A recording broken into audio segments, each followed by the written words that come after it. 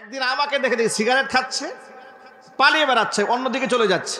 আমি ওই সিগারেট খাচ্ছে অবস্থায় ধরেছি। ধরার পরে বললাম যে ভাই, মাগরিবের নামাজটা আমার সাথে পড়বেন ইনশাল্লাহ আজকে। একথা শোনার পর তিনি আমাকে কি জবাব দিলেন শুনেন, হুজুর এই আমার প্যান্টটা ভালো না। কি ভালো না?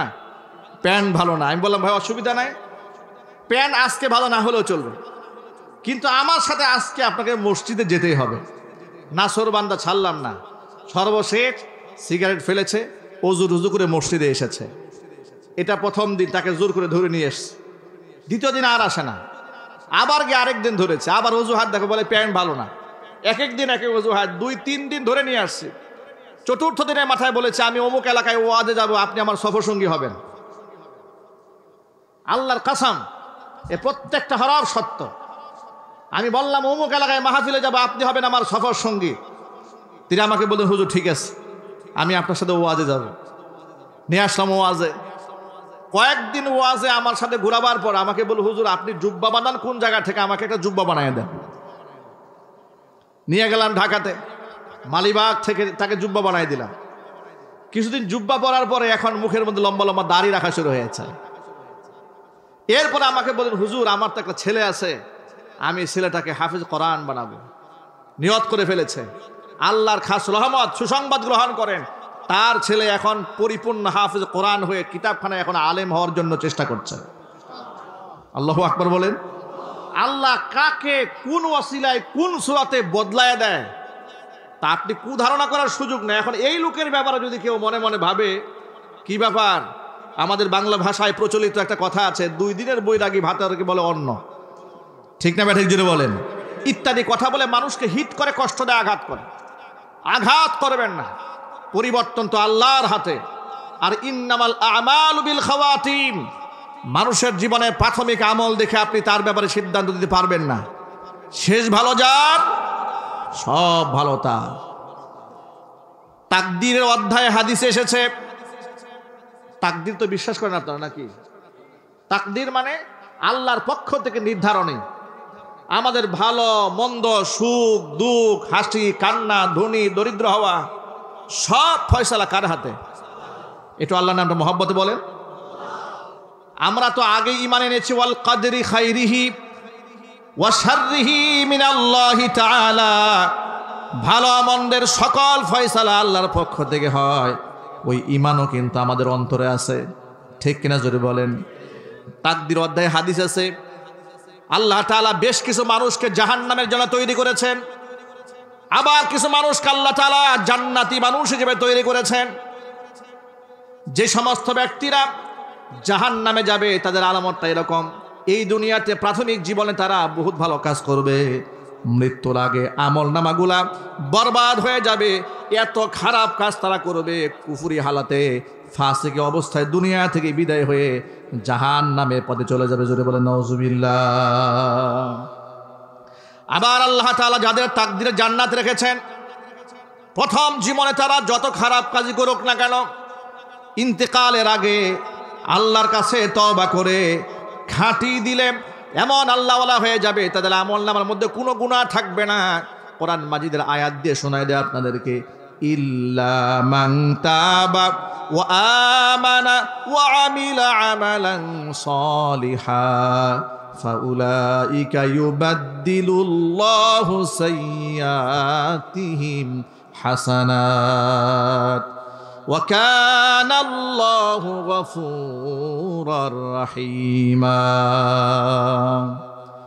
তবে যারা তওবা করবে, ও আমানা ঈমানকে নবায়ন করবে, ও আমিলা আমালান সালিহা নতুন করে ঈমান এনে তওবা করে ঈমান এনে ভালো কাজ যে ব্যক্তি করবে, ফাউলাইকা ইউবাদদিলুল্লাহু সাইয়্যাতিহিম হাসানাত, ব্যক্তির বিগত জীবনের যত খারাপ কাজগুলা ছিল আমি আল্লাহ তাআলা সকল খারাপ কাজগুলাকে নেকি দ্বারা বদলায় দেব। আল্লাহু আকবার বলেন। বুখারী শরীফের সেই ঐতিহাসিক হাদিসটা আপনাদের স্মরণ করিয়ে দেই। জনৈক ব্যক্তি 99টা মানুষ খুন করেছে। 99টা মানুষ খুন করার পরে তার মধ্যে অনুশোচনা জাগ্রত হয়েছে, অস্থির হয়ে পড়েছে যে আমি এত বড় নাফরমান, এতগুলা মানুষ আমি খুন করেছি, আল্লাহ তাআলা কি আমাকে ক্ষমা করবেন নাকি, ক্ষমা তার জন্য আছে কিনা, এই বিষয়টাকে জানার জন্য একজন আল্লাহওয়ালা ব্যক্তিকে এসে টার্গেট করে জিজ্ঞেস করলো যে আল্লাহর বান্দা, আমি তো জীবনে অনেক খারাপ কাজ করেছি, 99টা মানুষ খুন করেছি, আমার জন্য কি আল্লাহর পক্ষ থেকে নাজাত মুক্তির ফয়সালা আছে নাকি, জান্নাতকে আমি পাবো নাকি, তওবার দরজা খোলা আছে নাকি? এই কথা শুনে ওই আবেদ ব্যক্তি তাকে হতাশ করে দিয়ে বলছে, আপনার মতো ব্যক্তিকে আল্লাহ জান্নাত দিবেন, এটা কেমন কথা? আপনি যদি জান্নাতে যান তো জাহান্নামে যাবে কে? এতগুলা মানুষ মারছেন, আপনি যাবেন জান্নাতে, আপনি ক্ষমা পাবেন? এই কথা বলে এই বেটার মেজাজ আরো বিগড়াই দিয়েছে। এমনি তো 99টা খুন করে সিরিয়ার কিলার, সে প্রফেশনাল খুনি, মেজাজ খারাপ করে দিয়েছে। খারাপ করার পরে মেজাজ যখন বেশি খারাপ হয়ে গেছে, আর সে হতাশ করে দিয়েছে যে তার জন্য তওবার কোনো রাস্তা নাই, সে জাহান্নামে যাবে। সে বলল, জাহান্নামে যেহেতু আমি যাব, তো তোমার বেশি থেকে লাভটা কি? এরপরে সে তাকেও খুন করেছে, 100টা খুন করে অবস্থা কমপ্লিট করে দিয়েছে। কিন্তু হতাশা যায় না, অনুশোচনা যায় না, অন্তর কাঁদছে। এবার সেই ব্যক্তি খুঁজতে থাকলো এমন কোনো ব্যক্তি আছে নাকি যে এটার সমাধান দেবে। খুঁজতে খুঁজতে একটা আলেমের সন্ধান পেয়েছে। আলেমের কাছে জানতে চেয়েছে, আমি এতগুলো মানুষ খুন করেছি, তো আমার মুক্তির কোনো পথ আছে নাকি? আলেম বললেন, হ্যাঁ আছে, তবে তোমাকে আমি একটা ভালো রাস্তা দেখাই দেই। আল্লাহ পাক রহমান, দয়ালু, ক্ষমাশীল, অবশ্যই মহান আল্লাহ পাক তোমাকে ক্ষমা করে দিবেন খাস দিলে তওবা করলে। তবে তুমি এক কাজ করো, অমুক এলাকায় চলে যাও, সেখানে একজন আল্লাহওয়ালা ব্যক্তি আছে, আল্লাহর ওলি আছে, তার কাছে গিয়া তওবা করো, নিশ্চয় আল্লাহ পাক তোমাকে মাফ করে দিবেন। 100 মানুষ খুন করে রওনা হয়েছে আল্লাহর ওলির বাড়ির দিকে। বিখ্যাত হাদিস, ঐতিহাসিক হাদিস, বুখারীতে আছে। যাওয়ার পথে মালাকুল মউত এসেছে তার জান কবজ করার জন্য। কারণ হায়াত এবং মউত এটা কার হাতে? আরো চিৎকার দিয়ে বলুন। এই যে আমি আপনাদের সামনে বক্তব্য দিচ্ছি, আমার এখান থেকে কদম দিয়ে ওখানে নামতে পারবো, এই গ্যারান্টি কি আছে? আপনারা এখানে বসে আছেন, এখান থেকে দাঁড়িয়ে বাড়ি পর্যন্ত পৌঁছবেন, এতটুকুন সিউরিটি কি কারো আছে? কিন্তু আলহাকুমুত তাকাসুর, একেবারে কম্পিটিশন, মুসাবাকা, প্রতিযোগিতামূলক ভাবে দুনিয়ার মোহ আমাদেরকে উদাসীন, গাফেল বানিয়ে রেখেছে। হাত্তা জুরতুমুল মাকাবির, একেবারে আমাদের কবরস্থানে যাওয়ার আগ পর্যন্ত যেন আমাদের এই লিপ্সা শেষ হবে না, এই প্রতিযোগিতার যেন কোনো শেষ হচ্ছে না। বুড়ো হয়ে গিয়েছে কিন্তু সম্পদের লোভ যায় না, আছে না নাই? খারাপ কাজ করেই যাচ্ছে, বার্ধক্যে উপনীত হয়েছে, শাইখে ফানি হয়ে গেছে। ভাইরা আমার, মালাকুল মাউত যখন জান কবজ করেছে, জান কবজ করার পরে 2 ধরনের ফেরেশতা নাজিল হয়েছে। আসমান থেকে রহমতের ফেরেশতা এসেছে, আযাবের ফেরেশতা আসছে, জাহান্নামের ফেরেশতা আসছে। ফেরেশতাদের মধ্যে লেগেছে ঝগড়া, এর রূহ নিয়ে ঝগড়া লেগেছে। জাহান্নামের ফেরেশতারা বলে, ও 100 খুন করেছে, এর রূহ আমরা জাহান্নামে নিয়ে যাব। রহমতের ফেরেশতা জান্নাত থেকে যারা এসছে তারা বলছে, না, সে 100 মানুষ খুন করলে কি হবে, সে তওবা করার জন্য ঘর থেকে বের হয়েছে, অতএব সে জান্নাতে হবে, আমরা তাকে জান্নাতে নিয়ে যাব। উভয়ের মধ্যে দ্বন্দ্ব মিটাবার জন্য আল্লাহ তাআলা জিবরাইল আলাইহিস সালাতু ওয়াস সালামকে পাঠিয়ে দিলেন। আল্লাহু আকবার বলেন। তিনি তো ফেরেশতাদের সর্দার। জিবরাইলকে আল্লাহ পাঠিয়ে দিলেন সমাধান কল্পে। জিবরাইল আলাইহিস সালাতু ওয়াস সালাম এবার ফেরেশতাদের মধ্যে সমাধান কেমনে করে লক্ষ্য করেন। জিবরাইল আলাইহিস সালাতু ওয়াস সালাম বললেন, শোনো, জাহান্নামের ফেরেশতারা বলে এতগুলা মানুষ খুন করেছে, ইনসাফ তো তাকে জাহান্নামে নিয়ে যাওয়া, তাকে আমরা জাহান্নামে নিয়ে যেতে চাই। জান্নাতের ফেরেশতারা বলে, না, সে তওবা করার জন্য বের হয়েছে, ওকে আমরা জান্নাতে নিয়ে যাব। জিবরাইল আলাইহিস সালাতু ওয়াস সালাম বললেন, এক কাজ করো, রাস্তা মাপো, তার বাড়ি থেকে যে স্পটে সে মারা গেছে, বাড়ি থেকে রাস্তা মাপো, যে পথে যাবে সেখানে রাস্তা মাপো। যদি আল্লাহর ওলির বাড়ির দিকে সে বেশি গিয়ে থাকে তাহলে তার তওবা মঞ্জুর হয়েছে, তাকে জান্নাতে নিয়ে যাবে। আর আল্লাহর ওলির বাড়ির রাস্তা যদি বড় হয়ে থাকে তাহলে তার তওবা এখনো মঞ্জুর হয় নাই। এবার ফেরেশতারা জমি মাপা শুরু করলো। হাদিস শরীফে এসেছে নবী করিম সাল্লাল্লাহু আলাইহি সাল্লাম বলেছেন, যদিও আল্লাহর ওলির বাড়ির দিকে রাস্তাটা বড় ছিল, কিন্তু দয়াময় আল্লাহ তাআলা বান্দাকে মাফ করার জন্য প্রশস্ত জমিনকে সংকীর্ণ করে দিয়েছিলেন। চিল্লায় বলেন আল্লাহু আকবার। আল্লাহ পাক বান্দাকে ক্ষমা করার জন্য এইভাবে ওসিলা তালাশ করেন। আল্লাহ বান্দাকে মাফ করতে চান, কিন্তু আমরা এমন নাফরমান যে আল্লাহকেই ভুলে থাকি সব সময়। আল্লাহকে পর মনে করি, সব সময় পর মনে করি যে আল্লাহ বোধহয় আমাকে ভালোবাসে না। আল্লাহর কসম, আসমানের নিচে জমিনের উপরে বান্দাকে আল্লাহ যত ভালোবাসেন, এত ভালোবাসা পৃথিবীতে বাপ মাও বাসে না। ঠিক কিনা বলেন? বাপ মার স্বার্থে আঘাত দিলে বাপ মা সন্তানকে তেজ্য পুত্র করে। কথা বলে না কেন? তেজ্য পুত্র করে। অথচ আল্লাহ পাকের কত নাফরমানি আমরা করি। প্রতিদিন মিথ্যা কথা বলছি, প্রতিদিন 5 ওয়াক্ত নামাজ না করে পড়ে আল্লাহর সাথে কুফরি করছি। আল্লাহ পাক আমাদেরকে ক্ষমা করে দেন। সুবহানাল্লাহ। আমি তো জানি না পাবো কি পাবো না, আল্লাহ তোমার দেয়া সেরা জান্নাত। আমি তো জানি না পাবো কি পাবো না, আল্লাহ তোমার দেয়া সেরা জান্নাত। আমি শুধু জানি নরকের অগ্নি সইতে পারবো না কোনো দিন রাত। আমি তো জানি না পাবো কি পাবো না, আল্লাহ তোমার দেয়া সেরা জান্নাত। আল্লাহ পাক যেন মাফ করে দেন। জোরে বলুন আল্লাহুম্মা আমিন। ভাইরা আমার, তাহলে এই পৃথিবীতে আমরা যদি গুনাহ করি, খাস দিলে তওবা করি, মাফ করে দিবেন কে? আল্লাহ পাক মাফ করে দিবেন।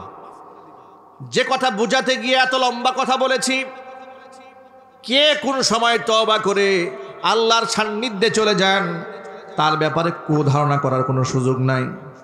বরং প্রত্যেকটা মানুষের ব্যাপারে সুধারণা করতে হবে। আমাদের মধ্যে হিংসা থাকার কারণে আমরা কোনো ভালো সহ্য করতে পারি না, অথচ হিংসা করা তো জায়েজ নাই, হিংসা করা হারাম। নবী করিম সাল্লাল্লাহু আলাইহি সাল্লাম বলেছেন, হিংসা মানুষের আমল নামাকে ঠিক সেইভাবে ধ্বংস করে দেয়, জালে পুড়ে ছাই বানিয়ে দেয়, যেভাবে জ্বলন্ত আগুন একেবারে খড়কুটাকে জ্বালিয়ে শেষ করে দেয়, শুকনা লাকড়িগুলাকে জ্বালিয়ে শেষ করে দেয়। ঈর্ষা হাসাদ দুইটা ব্যাপারে জায়েজ। কয়টা ব্যাপারে ভাই? জোরে বলুন। এটা আমার কথা নয়, নবী করিম সাল্লাল্লাহু আলাইহি সাল্লাম বলেছেন, লা হাসাদা ইল্লা আলা ইসনাতাইন ওয়া ফি রিওয়ায়াতিন ইল্লা ফিসনাতাইন। দুইটা জিনিসের মধ্যে ঈর্ষা চলে, এছাড়া পৃথিবীতে আর কোনো ঈর্ষা করার জায়গা নাই। এক নম্বর ব্যক্তি হচ্ছে রজুলুন আতাহুল্লাহুল কোরআন। আল্লাহ পাক যে ব্যক্তির সিনার মধ্যে কোরআন নামক দৌলত দান করেছে, ফাহুয়া ইয়াকুমু বিহি আনা আল-লাইলি ওয়া আনা আন-নাহার। রাত দিন ব্যক্তি কোরআন তেলাওয়াত করে, ওই ব্যক্তিকে আপনি ঈর্ষা করতে পারেন, যাহারে এর মতো যদি আমিও পড়তে পারতাম। এই জায়গায় মুসাবাকা করতে পারেন, কম্পিটিশন করতে পারেন, অসুবিধা নাই।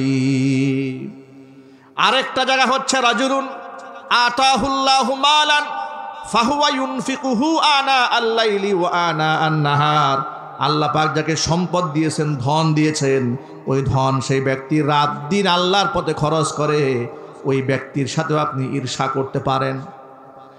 ওই ব্যক্তিকে ঈর্ষা করতে পারেন যাকে আল্লাহ কোরআন দিয়েছে আর সেই অনুযায়ী আমল করে, তিলাওয়াত করে, যাকে আল্লাহ সম্পদ দিয়েছে আর সম্পদটা আল্লাহর পথে ব্যয় করে। এই দুইটা জিনিস ছাড়া, দুইটা জায়গা ছাড়া দুনিয়ার কোনো জিনিসের মধ্যে কাউকে হিংসা করা যাবে না।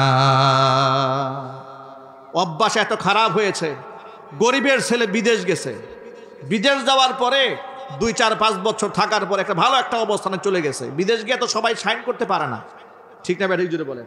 অনেকে 30 বছর ধরে কামলা দিয়ে বেড়াচ্ছে, অনেকে 5-7 বছরের মধ্যে কিছু পয়েন্ট পেয়ে গেছে, মোটামুটি রাতারাতি আল্লাহ পাক বড় লোক বানিয়ে দিয়েছে, বাড়িতে বিল্ডিং বাড়ি বানাচ্ছে, এলাকার চায়ের দোকানে বসে হিংসুকরা পাশের বাড়ির লোকেরা বলে মাত্র 5 বছর হয়েছে সৌদি আরব গেছে, 3 বছর হয়েছে মালয়েশিয়া গিয়েছে, ওদের বিল্ডিং বানায়, ও কি স্মাগলিং করে নাকি? এই বদ অভ্যাস নাই মানুষের? একটু জুড়ে বলুন। মানুষের চিন্তা চেতনা কত জঘন্য, চিন্তা করেন। এরপরে পাশের বাড়ির ছেলে এসএসসি পরীক্ষা দিয়েছে, নিজের বাচ্চাও পরীক্ষা দিয়েছে, নিজের বাচ্চার রেজাল্ট নিয়ে এত পেরেশানি হয় না, অন্যের বাচ্চার রেজাল্ট নিয়ে যত পেরেশানি। নিজের বাচ্চা ফেল করেছে এটা শুনে এত কষ্ট লাগে না, কিন্তু যত বেশি কষ্ট লেগেছে ওই ব্যক্তির ছেলে অন্যের ছেলে পাস করছে এটা শোনার পরে। ঠিক না ব্যাটিক জুড়ে বলেন? এগুলা হলো হিংসা। এগুলা কি জুড়ে বলেন ভাই? হিংসা। এটা হালাল না হারাম? একটু জোরে আওয়াজ বলেন, আরো জোরে বলেন। আমরা এটা করব না। কেন করব না? শোনেন, হিংসা করা মানেটা কি? হিংসা করা মানে হচ্ছে আল্লাহর সিদ্ধান্তের উপর অমত পেশ করা, আল্লাহর সিদ্ধান্তে দ্বিমত রাখা। এটা হলো হিংসার মূল প্রতিপাদ্য বিষয়। কারণ আপনারা এক বাক্যে জবাব দিয়ে বলুন তো, যিনি ধনী হলেন তাকে কে ধনী বানিয়েছেন? যিনি পাশ করলেন তার কে পাশ করিয়েছে? যিনি শিক্ষিত হলেন তার কে শিক্ষিত বানিয়েছে? যিনি সফল হলেন তার কে সফল বানিয়েছে? তা আপনি হিংসা করলেন কি নিয়ে? কারো বাচ্চা সুন্দর হয়েছে, বাজে কথা বলে, বাবা কালো, গায়ের রং কালো, মায়ের গায়ের রং কালো। আচ্ছা, বাবাও কালো, মাও কালো, সন্তান সুন্দর হতে পারে না? সম্ভব না অসম্ভব? এরপরে পাশের বাড়িওয়ালা বলে চরিত্র মনে হয় খুব একটা সুবিধার না, বাপ মার মতো তো হয় না, কার মতো হয়েছে? এই খাসিলত আমাদের সমাজে আছে না নাই? হারাম, এগুলো করবেন না। ওই কয়েকদিন আগে দেখেছেন না, এক দরিদ্র অসহায় বস্তি থাকা এক মহিলার এক সুন্দর ফুটফুটে চাঁদের মতো এক বাচ্চা নিয়ে ওটা বাংলাদেশের মিডিয়ায় তুলকালাম হয়ে গেল। এলাকার লোকেরা বলে বেরিয়েছে এটা তার সন্তান নয়, চুরি করে নিয়ে আসছে। কত কথা হয়ে গেল এগুলো নিয়ে। আমাদের দৃষ্টি এত নিচু, চিন্তা চেতনা আমাদের এত খারাপ হতে পারে? ছোট্ট একটা হাদিস বলে আলোচনা শেষ দিকে নিয়ে যাব। আজকের জন্য শিক্ষা এটাই, গীবত করা, হিংসা করা এটা বড্ড বড় আকারে হারাম কাজ।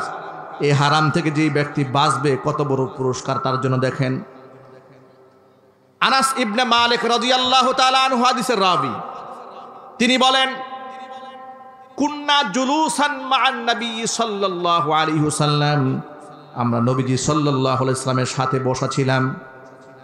এমন সময় নবীজি আমাদেরকে বললেন, ইয়াতুলু আলাইকুমুল আনা রাজুলুম মিন আহলিল জান্নাহ, ও সাহাবীরা, এই মুহূর্তে তোমাদের মাঝে একজন জান্নাতি ব্যক্তি প্রবেশ করবেন। আচ্ছা, এমন একটা কথা শুনলে সবার মধ্যে একটা কিউরিসিটি জাগ্রত হবে না? কথা বুঝতে কষ্ট হচ্ছে আপনাদের? যদি এমন কোনো কথা আসে যে এখানে একটা জান্নাতি ব্যক্তি আসবে, কি এটা মনের মধ্যে একটা আগ্রহ জন্ম নেবে না? এখন তো আর নতুন করে কে জান্নাতি আর কে জাহান্নামী এটা বলার কোনো সাধ্য কোনো আলেমের আছে, কোনো পীর সাহেবের আছে, কোনো বুজুর্গের আছে? আমি যে আপনাকে জান্নাতের কথা বলবো, আমার নিজের জান্নাতের গ্যারান্টি কি? ঠিক না বেরেক জুড়ে বলেন? ওই শুনলাম নির্বাচন উপলক্ষে নাকি অনেকে জান্নাতের টিকিট বিক্রি করতেছে। আফসোস, নির্বাচন করেন, একেবারে অত্যন্ত বিনয়ের সাথে বলি, নির্বাচনের ভোট দেওয়া না দেওয়া নিয়ে ফুকাহে কেরামের মধ্যে ইখতিলাফ রয়েছে, আলেমদের মধ্যে মতবিরোধ রয়েছে। গণতান্ত্রিক পদ্ধতিতে নির্বাচন করা যাবে না যাবে না, এটা নিয়ে বিশাল এক ইখতিলাফ আছে। যারাও এটাকে জায়েজ বলেছেন তারা অল্প সময়ের জন্য জায়েজ, মন্দের ভালো হিসেবে জায়েজ বলেছেন। ঠিক কিনা বলেন? গণতান্ত্রিক প্রক্রিয়াটাকে মন্দের ভালো হিসেবে জায়েজ বলেছেন। যেহেতু অন্য কোনো সিস্টেম এখন আর নাই, আপনি ডিরেক্ট খিলাফত প্রতিষ্ঠা করতে পারবেন না, তা আল্লাহর দিন কায়েমের জন্য এটা একটা সহজ মাধ্যম বলতে পারেন, বা রাষ্ট্র ব্যবস্থা অন্ততপক্ষে ইমানদার ব্যক্তিদেরকে পৌঁছে দেওয়ার একটা মাধ্যম বলতে পারেন। কিন্তু এমন কথা যদি বলেন যা আপনি যদি এই মার্কায় ভোট দেন চালায় জান্নাতে যাবেন, কি এগুলা ভণ্ডামি ছাড়া কি আর কিছু হবে? কথা মনে হয় বুঝেন না আপনারা? কি এরকম ভণ্ডামি কি দেশে আছে না নাই? জোরাবাজি বলেন। ইসলাম অনুযায়ী কাজ করতে হবে। ইসলামকে কোথাও অন্যায়ভাবে ব্যবহার করা যাবে না। ব্যবহার করতে পারবেন অন্যায়ভাবে। ইসলাম কারো ব্যক্তিগত প্রপার্টি নয়, যেভাবে খুশি সেভাবে আপনারা ব্যাখ্যা করবেন। ওই আরেকজন বলতে ওই দিন শুনলাম এক মুফতি সাহেব বলছেন, যদি এই মার্কায় যারা ভোট দেবে তাদের ইমান ঠিক থাকবে, আর এই মার্কায় ভোট না দিলে ওর ইমান নাই। অবস্থা বুঝতে পেরেছেন? ফতুয়ার 12টা বাজাই ছাড়তেছে।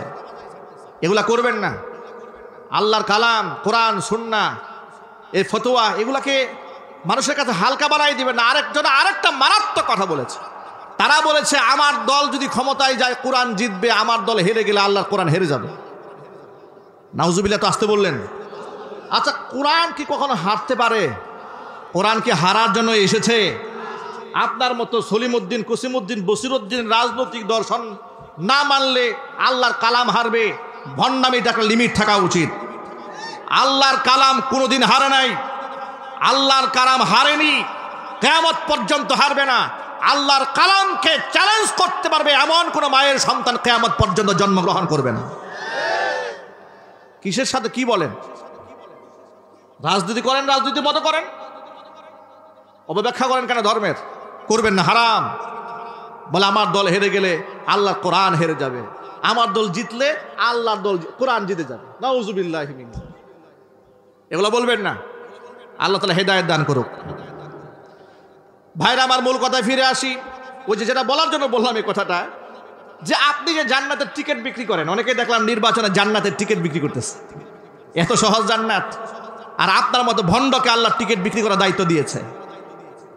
হ্যাঁ, মহিলাদের সাথে গিয়ে আপনি ঘষাঘষি করেন, পাশে গিয়ে বসে থাকেন, পূজা মণ্ডপে যান, গান বাজনা শোনেন, এবার এরপর ইনকামের মধ্যে খবর নেই হালাল না হারাম, এরকম আচরণ যাদের মধ্যে পাওয়া যায়, সেই লোক যদি বলে আমি জান্নাতের টিকিট বিক্রি করি, এর চেয়ে বড় ভণ্ডামি আর আছে? এগুলো বলা যাবে না। কে জান্নাতি হবে আর কে জাহান্নামী হবে ফয়সালা কার হাতে? আল্লাহ নামে জোরে বলতে হবে। ও যুবক ভাইরা আমার, নবীজি সাল্লাল্লাহু আলাইহি সাল্লাম বললেন যে একজন জান্নাতি ব্যক্তি প্রবেশ করবেন, এই কথা বলার রাইট তার আছে, কারণ তিনি নিজের পক্ষ থেকে কথা বলতেন না। তিনি যখন কথা বলতেন সেটা জিবরিল মারফত অবগত হয়েই বলতেন। এবার আনাস ইবনে মালিক বলেন, আমরা অধীর আগ্রহে বসে রইলাম, দেখি জান্নাতি ব্যক্তিটাকে। দেখলাম ফাজাআ রাজুলুম মিন আহলিল আনসার, রাজুলুম মিনাল আনসার, একটা আনসারি ব্যক্তি এসেছে, একেবারেই অখ্যাত সাদামাথা একটা মানুষ। তিনি ওযু করে এসেছেন, এই তানতিফু লিহিয়াতুহু বিউযুইহি, ওযুর পানিতে দাড়িতে ভিজা, ওয়া আল্লাকা না আলাইহি বিয়াদিহি শিমাল, বাম হাত দিয়ে জুতা ধরে দাঁড়ায় আছে। একটু এই দৃশ্যটা চোখের সামনে ভাসায় নেন। দাড়িতে ভেজা, বাম হাত দিয়ে জুতাটা ধরে দাঁড়িয়ে আছে, একদম সরল সহজ একজন মানুষ। হুজুর বলেন এই লোকটা আল্লাহ পাকের জান্নাতি। আরো জোরে গেল প্রথম দিন। আনাস ইবনে মালিক বলেন দ্বিতীয় দিন নবী একই কথা বললেন। আবার অপেক্ষায় রইলাম কে আসি। আশ্চর্যের ব্যাপার, দ্বিতীয় দিন দেখে এই লোকটা আবার আসছে। গেল 2 দিন, তৃতীয় দিন আমরা আবার বসে আছি। হুজুর বললেন শোনো, তোমাদের মাঝে একজন জান্নাতি ব্যক্তি প্রবেশ করবেন। আনাস ইবনে মালিক বলেন আমরা বসে আছি, দেখি কে আসে। আবার দেখি তৃতীয়বার ওই আনসারী সাহাবীটাই আসছে। এই তিনবার নবীজি তাকে জান্নাতি ব্যক্তি ঘোষণা করার পরে সাহাবায়ে কেরাম তার ব্যাপারে, তার আমলের ব্যাপারে এত আগ্রহ জন্ম নিল। কি আমল করেছে যে আমল আমরা করি না? এর মধ্যে নবীজি সাল্লাল্লাহু আলাইহি ওয়াসাল্লামের একজন সাহাবী হযরত আব্দুল্লাহ ইবনে আমর ইবনুল আস রাদিয়াল্লাহু তাআলা আনহু, তিনি কৌশলে আমল জানার জন্য একটা নাটকীয় কায়দা করলেন। তার সাথে বললেন যে ভাই, বাড়িতে আমার বাবার সাথে একটু ঝগড়া হয়েছে, তা আমি 3টা দিন নিয়ত করেছি আমি বাড়ি যাব না, তো আপনার বাসায় কি আমার একটু থাকার সুযোগ হবে? তিনি বললেন কোনো অসুবিধা নেই, চলুন আপনি আমার সাথে। 3 দিন থাকলেন। 3 দিন 3 রাত দেখার পরে বিশেষ কোনো আমল নাই। এবার তিনি মুখ ফুটে বলেই ফেললেন, শোনেন, আমি মূলত বাড়িতে সমস্যার কারণে আসি নাই, এসেছিলাম আপনার আমল দেখতে, কিন্তু বিশেষ তো কিছু পেলাম না। তো আপনাকে যে আল্লাহ রসুল জান্নাতি ঘোষণা করলেন, 3 দিন ঘোষণা করেছেন। আনসারী সাহাবী কি জবাব দিলেন শোনেন। এই পয়েন্টটা হচ্ছে আমার পুরো আলোচনার মূল প্রেক্ষাপট। আনসারী সাহাবী তখন জবাবে বললেন, শোনো আল্লাহর বান্দা, লা আজিদু ফি নাফসিহি গিশশান লি আহাদিম মিনাল মুসলিমিন। এই দুনিয়াতে কোনো মুসলমানের প্রতি আমার কোনো বিদ্বেষ নাই, কোনো মুসলমানকে আমি হিংসা করি না। ওয়ালা আহসুদু আলা খাইরিন আতাহুল্লাহু ইয়াহু, যে কল্যাণ আল্লাহ আমাকে না দিয়ে আমার কোনো ভাইকে দিয়েছে, ওই কল্যাণ নিয়ে আমি কোনো হিংসা করি না। আমার মনে কোনো হিংসাও নাই, আর আমার মনের মধ্যে কোনো মুসলমানের প্রতি কোনো বিদ্বেষ না থাকার কারণে হয়তোবা নবীজি সাল্লাল্লাহু আলাইহি ওয়াসাল্লাম এই মর্যাদার কথা বলেছেন। এবার আব্দুল্লাহ ইবনে আমর ইবনুল আস বললেন, নিঃসন্দেহে এই আমলটা আল্লাহর কাছে মঞ্জুর হয়েছে। এই আমলটা কোনো সহজ আমল নয়, এটা বড় মারাত্মক কঠিন আমল। ঠিক কিনা ব্যাঠিক জুড়ে বলেন? মানে কোনো মুসলমানের প্রতি আমার কোনো হিংসা নাই, কোনো মুসলমানকে আমি ঈর্ষাও করি না, কোনো মুসলমানকে আমি বিদ্বেষ রাখি না। এই আমলটা কি সহজ? কথার আওয়াজ নাই। এই আমলটা কি সহজ? না, এটা অনেক অনেক উঁচু মাপের আমল। এটা এই আমলটা আল্লাহর কাছে মঞ্জুর হয়েছে। আল্লাহর নবী তাকে দুনিয়া থেকে জান্নাতের ঘোষণা দিয়েছেন। আমরা আজকে এই ময়দান থেকে আল্লাহর কাছে খাস দিলে তওবা করি যে আজকের পর থেকে ইনশাল্লাহ আমরা আমাদের কোনো ভাইকে হিংসা করব না। বলেন ইনশাল্লাহ। যদি কারো বরকত আমার চোখের সামনে আসে যে রাতারাতি একজন বড়লোক হয়ে যাচ্ছে, শিক্ষিত হয়ে যাচ্ছে, প্রতিষ্ঠিত হচ্ছে, আপনি তার জন্য আল্লাহর কাছে দোয়া করবেন। মজার ব্যাপারটা বুঝাই দেয় আপনাদেরকে। আপনি দোয়া করলে কি ফায়দা হবে? হাদিস শরীফের মধ্যে এসেছে, কোনো বান্দা যখন অন্যের জন্য দোয়া করে, সর্বপ্রথম ওই দোয়াটা ফেরেশতারা তার জন্য অ্যাপ্লাই করে আমার কাছে। সুবহানাল্লাহ বলেন। ধরেন আপনি আব্দুল করিমের জন্য দোয়া করেছেন, আপনার নাম আব্দুর রহিম। আব্দুল করিমের জন্য ওই ভালো কাজটা আল্লাহর কাছে মঞ্জুর হওয়ার আগে আপনি আব্দুর রহিমের জন্য আল্লাহর কাছে আগে মঞ্জুর হয়ে যাবে। সুতরাং যে আল্লাহ তাকে বড়লোক বানিয়েছেন, তিনি আপনাকে বানাতে পারেন না? যে আল্লাহ পাক তাকে এই প্রতিষ্ঠিত করে সম্মানের আসনে বসিয়েছেন, ওই আল্লাহ আপনাকে বসাতে পারেন না? সেই ক্ষমতা আল্লাহর আছে না নাই? নিঃসন্দেহে আছে। আমরা আজকে এখান থেকে খাস দিলে তওবা করবো আল্লাহর কাছে যে আল্লাহ তুমি আমাদেরকে মাফ করে দাও। জোরে কোন আমিন। মনের মধ্যে আসবে, হিংসা আসবে, বিদ্বেষ আসবে, কিন্তু এগুলো আমরা জায়গা দেব না। আমরা ইস্তিগফার পড়ব, আউযু বিল্লাহি মিনাশ শাইতানির রাজিম পড়ব, আমরা তার জন্য কল্যাণের দোয়া করব। আর আমি এটা দৃঢ়ভাবে বিশ্বাস করে নেব যে আমার তাকদিরে যা আছে এর একটি দানা অবশিষ্ট থাকা অবস্থায় দুনিয়া থেকে আমার মৃত্যু হবে না। আর অন্যের কোনো একটা রিজিক আমার খাওয়ার কোনো সুযোগ নাই, আর আমার জন্য বরাদ্দকৃত নির্ধারিত কোনো রিজিক অন্যের মুখে নেওয়ারও সুযোগ নাই। এই বিশ্বাসটা অন্তরের মধ্যে রাখতে হবে। আমরা কুধারণা থেকে বাঁচবো, গীবত শিকায়েত থেকে বাঁচবো। আল্লাহ পাক যেন আমাদের হেফাজত করেন। জোরে কোন আমিন।